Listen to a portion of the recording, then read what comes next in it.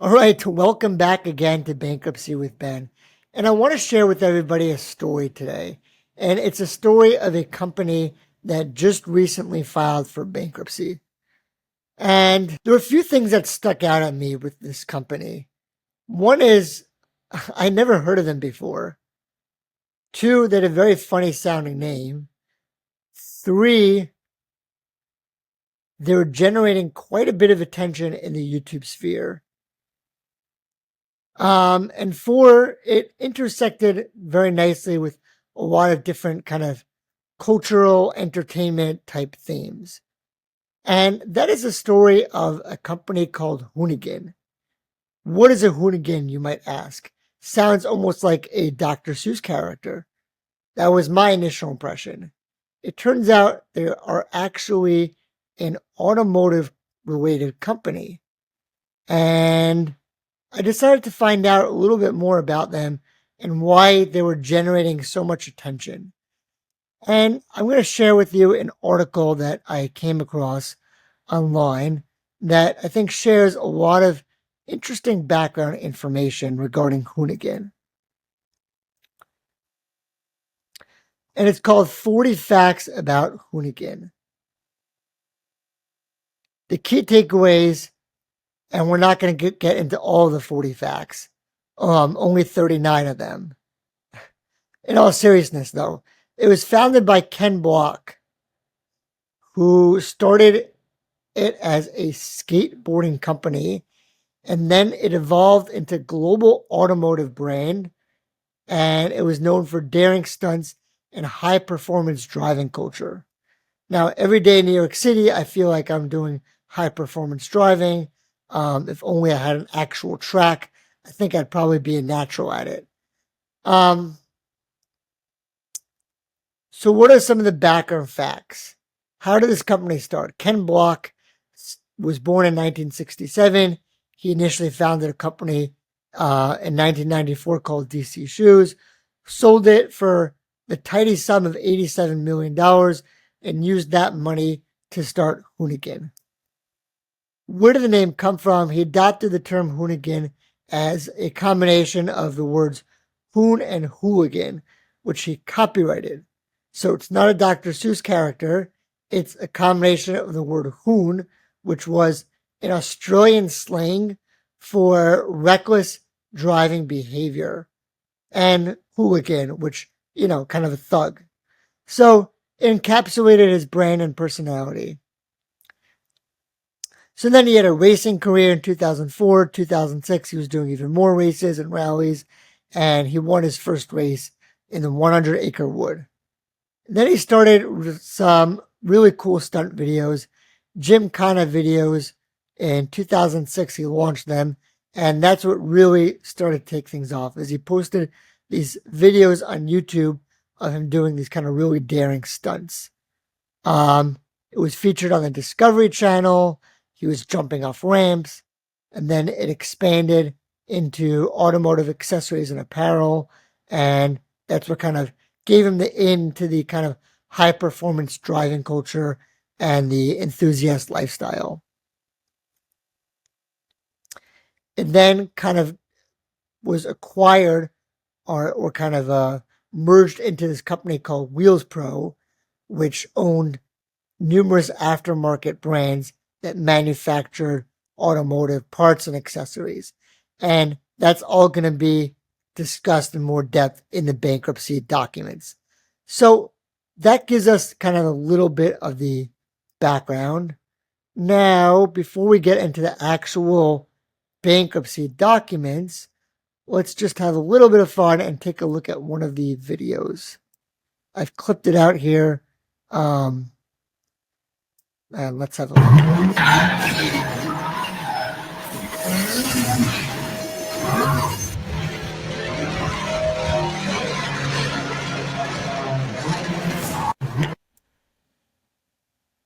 All right, so that's that. You can see, kind of you a little flavor of what he would do and the kind of daring stunts he would do. Personally, I get a little scared. What happens if the train doesn't stop on time? What happens if he messes up? I guess that's part of the thrill of being a race car driver. So let's now take a look at the actual bankruptcy documents, and we're going to see what is actually happening in the bankruptcy. Forget what they're saying on the news. Let's see what is going on. And as always, we start with the declaration. Declaration of Vance Johnson, CEO of Wheels Pro LLC. And this again is him laying out the story. What is our company about? How did we get into trouble? What's our plan on getting out of it? And that's really fundamental to every bankruptcy. Those are the building blocks. What is our company about? How did we get into this situation where we find ourselves today? And how do we plan on getting out of it? So it's called In Ray Wheels Pro LLC. We'll see that Wheels Pro LLC is kind of the parent company of Hoonigan.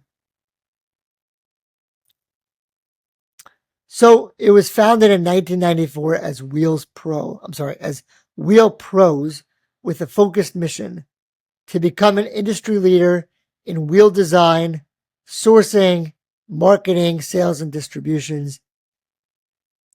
Now, today the company is known as Hoonigan, and it serves automotive enthusiasts worldwide, selling wheels, tires, and related accessories, as well as automotive products in the suspension, off-roading, and lighting spaces, among others. You can see some of my notes here and my markups as I kind of went through my show prep. Usually I mark it up together with you, but this time I decided to give everybody kind of the inside baseball, showing you, what I prepared in advance, give you, the behind the scenes, behind the curtains peek into bankruptcy with Ben. All right. Over the past few years, Hoonigan experienced unprecedented challenges. Okay. COVID, we've heard a lot about that. But this one was a little bit different. Why? Their business actually increased during COVID because people had nothing to do. So they just had leisure time and they had government stimulus. And they decided, okay, well, what are we going to do in our free time? What are we going to do with our stimulus money? So people spent money actually on Hoonigan. And that resulted in the revenue almost doubling between 2019 and 2022, right? So people had more free time, so they spent a whole bunch of money either on the apparel or the actual automotive parts, souping up their cars and going for a drive, especially the streets were empty. And, people just had some fun.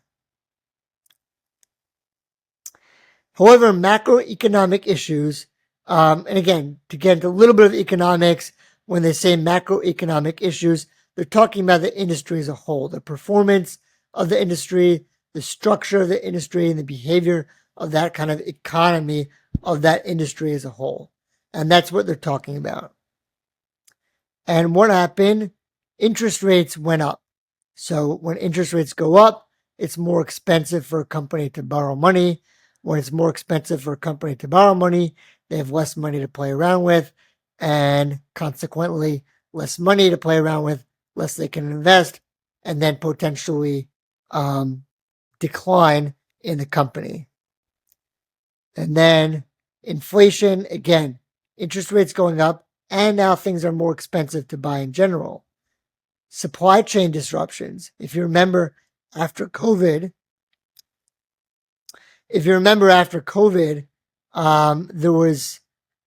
they tried to start things up again, but you can't just shut things down for a year, 2 years, and then have everything just pick up where you left off.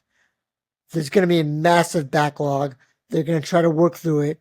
They're going to try to now kind of streamline new things back into the supply chain, and just kind of all that now all coming to head all at once, trying to get things running smoothly, caused massive issues. And now, on top of all that, a decline in customer demand well below the historical trend line. So historically low customer demand. So you went from historically high in COVID to now historically low. Why was it so low? Well, presumably because now if Hoonigan is struggling with all these issues, they're raising their prices. If they're raising their prices, people can't afford it. So people are going to spend less. And then also don't forget, all these issues that Hoonigan had is also passed on to the everyday consumer in their own financial, their own financial picture.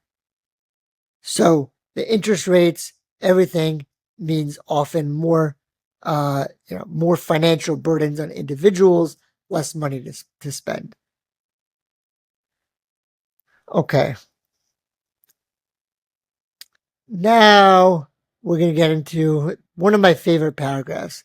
And this is because they have a lot of legalese here, just a lot of technical jargon. I'm going to read it through quickly, and then I'm going to translate it for you. I'm going to translate it in one sentence. Okay. The company initially sought to improve its liquidity through balance sheet initiatives in September 2023. After arm's length negotiations, they entered into financing transaction called the Philo transaction with 99.7% of its existing secured term lenders, which provided a $235 million new money Philo credit facility and a $1.4 billion discounted debt exchange, allowing the company to capture $140 million of discount on its funded debt obligations. I'm not going to read the rest of the paragraph. All this means, in plain English, very simple. Translation is they got money, but it wasn't enough. They did all these things to try to get more money for the company, and as much money as they got through these other mechanisms that they did, it still was not enough. So what did they do? They had a lot of negotiations with their creditors, and they entered into a pre-packaged Chapter 11 case. And if you recall in the last video we did with Johnson & Johnson, Johnson & Johnson employed a similar procedure. They did this pre-package, which means that they came to an agreement with the majority of their creditors, and they're already saying beforehand what was the agreement, and now we just want essentially to run this agreement through the bankruptcy court, and then have the bankruptcy court give it its rubber stamp, and then we can kind of climb out of this mess. So what is this new deal? It's circled here, and these are the key points. And again, a lot of jargon. I'm just going to translate for you very simply what they're trying to do. First paragraph, they say they want $175 million of debtor in possession financing. Okay, debtor in possession financing is very, very simple. The debtor is the party that's now in bankruptcy. When a company or an individual files for a Chapter 7 liquidation, they are no longer in control of their assets. Rather, there's a bankruptcy trustee that is appointed to take control of the assets of, let's say, the company and sell the assets at an auction and repay the creditors with that money. In a Chapter 11, this debtor company stays in possession of their assets and is operating their business as if the business was not in bankruptcy, and everything is still going. Everything is running day to day. The lights are on, water's running, and therefore they're called a debtor in possession because they remain in possession of their assets. And now that leads into what's called debtor in possession financing, which is often just shortened to DIP financing. And that means that they borrow money from a lender while they're in an active bankruptcy, and they use that money to fund the operations of the company while the company is in bankruptcy. And this is important because everything done in bankruptcy needs permission from the court. And there's a lot of different protections that are given to lenders in bankruptcy court that they might not get outside of bankruptcy court. So there are some very attractive deals. And for those reasons, many times companies will get this financing to finance and fund the operations throughout the course of the bankruptcy. And that's all that first paragraph means. Next paragraph, each holder of these claims will receive payment in full. These are their secured creditors, and they're saying we're just going to pay them in full.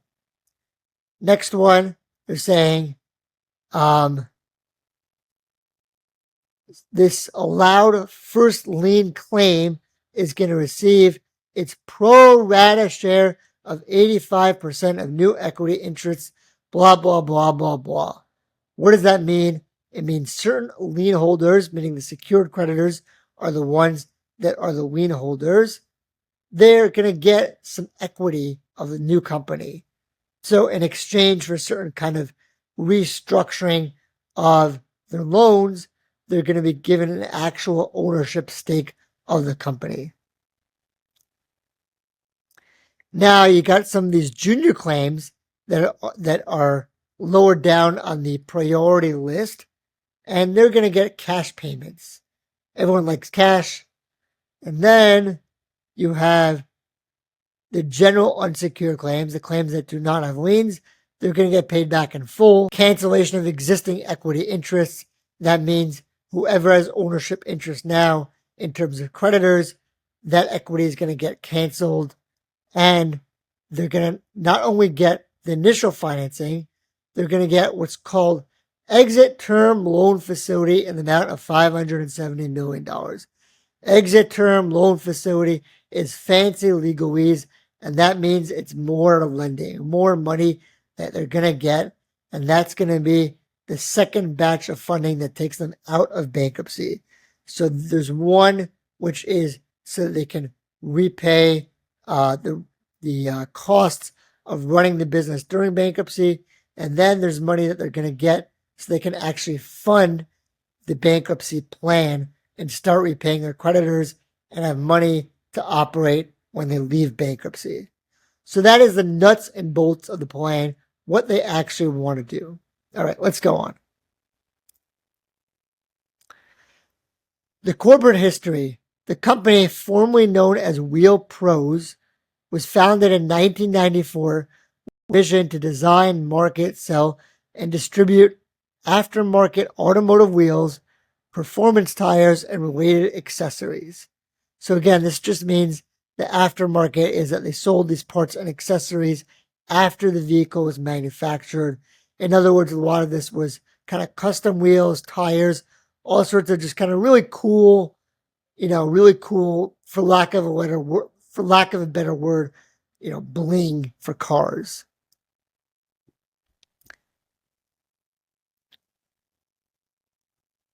Now, the company further explored and consummated a series of acquisitions into new channels because they wanted to build out their media, e-commerce, and retail operations.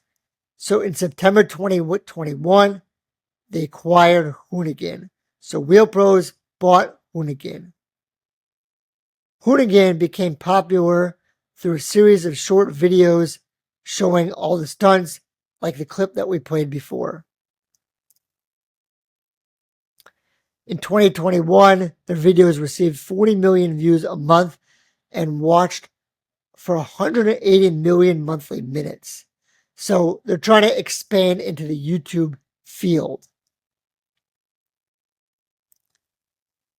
Now, this is just kind of the structure of the different acquisitions that they made.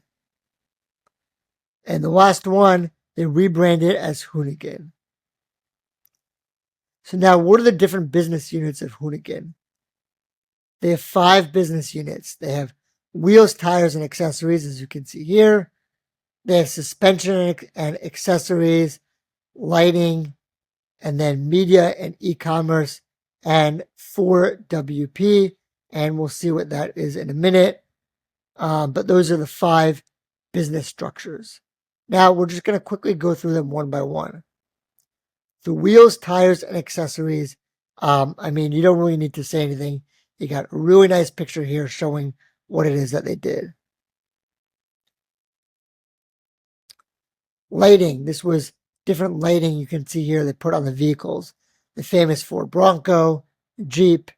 So they offered a range of automotive lighting products within the lighting business unit. So all these different lighting kits, projectors, headlights, etc., etc. Suspensions and accessories, again, you can just see here. It looks pretty cool to me. If you've ever gone off-road on a Jeep, you can really, really appreciate that. I've done a couple myself. There's a really, really cool trail. If you ever make it out to Sedona, Arizona, I think it's called Broken Head or Broken Arrow, something like that. A lot of fun, really kind of cool off-road path in one of these type of Jeeps with this big suspension. So that really kind of just tells it all is the picture here. Okay. Media and e-commerce. So they established an e-commerce unit in 2021, providing additional channels that they wanted to connect with their customers, just as we do right here in Bankruptcy with Ben. Now, 4WP is Four Wheels Part. That was a business acquired in 2022, top retailer and e-commerce provider of aftermarket parts and services for your Jeep, light trucks, and SUVs. All right. So that's most of the specifics right there. You can see here still from the Gymkhana video, kind of jumping over all this water. This is what their debt was before bankruptcy. You can see, again, you can see the events of the last few years. We're starting to see a pattern. Inflation, high interest rates, supply chain, and this led to $1.75 billion in debt. So all these different creditors here, and you can see how much debt for each one. They weighed it out really nicely for us. And now they get into some of the specifics of each lender. ABL was one. This Philo was another. Newco first lien, another one. Newco notes, meaning more promissory notes. Intercompany term loans, meaning the companies were lending money between the different entities. Legacy first lien loans, so more loans. Legacy notes, preferred equity interest. It just goes on and on. Okay. Now, events leading to the commencement of these Chapter 11 cases. So again, this is kind of repeating what we already said before. COVID, supply chain, etc., etc. Now, let's just see. Okay. Now, what do they try to do now to get out of it? Again, that's always kind of the main thing, as I said. Well, bankruptcy was not our first choice. We want to repay our creditors. We want to clean this up. So what did we do? We entered into this FILO transaction. What is that? First in, last out. That's what FILO stands for. It's a category of lenders. They're usually paid after other lenders. They're lower down on the totem pole, but higher interest rates. So they tried to get this kind of loan and to restructure. And then operational restructuring, what do they want to do? They said, okay, we got money. Now we want to make some changes in the company. And what are some of the changes? And this is a good one. It says, strengthen internal controls, particularly with respect to accounting. And all that means is that we're not keeping the books well. So they're basically saying, we're going to make sure that our books are pristine, because maybe before they really weren't so pristine. All right. Next step, recapitalization negotiations. So what else do we want to do? So now the next phase of our plan, we hired an investment banker. The investment banker is going to look at what can we do to make this company better. We can give them money. And how do we get the money? We can have them give a capital infusion, which could be more loans. It could be more equity purchases, or alternative financing transactions, which is a sale of some of the assets. Unfortunately, though, they could not get you cannot get agreement on the financing raise, and people were not agreeing on what they wanted to do. Okay, so what do? As with all good bureaucracies, they formed a special blue ribbon committee, and that is where things go to die. And what did this blue ribbon committee come up with? The RSA, the Restructuring Support Agreement, which is the informal plan. And under this, the consenting stakeholders, which is essentially the lenders and all the equity holders, which are themselves composed of different companies with their own boards and their own layers of bureaucracy. And they came up with this plan, which we discussed above, and this is how they're going to get out of bankruptcy. And with this deal in hand, they commenced the Chapter 11 cases in order to get access to more funding. And that is how we're going to get out of it. Now, last thing I'm just going to really quickly run through is first day motions. First day motions is just simply when a company files for bankruptcy, there's a lot of things that need court permission in order to continue. One of them is to get money.